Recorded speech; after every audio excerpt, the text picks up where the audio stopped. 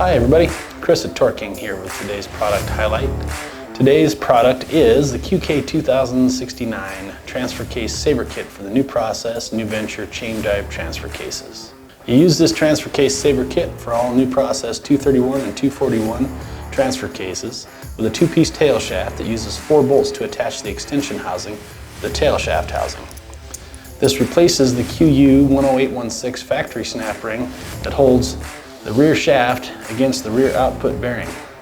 It's easy to install, patented design part, includes 2 bolt-together precision machined rings with a lip that fits the main shaft snap ring groove, 2 bolts, thread locker, and RTV silicone, and installation instructions.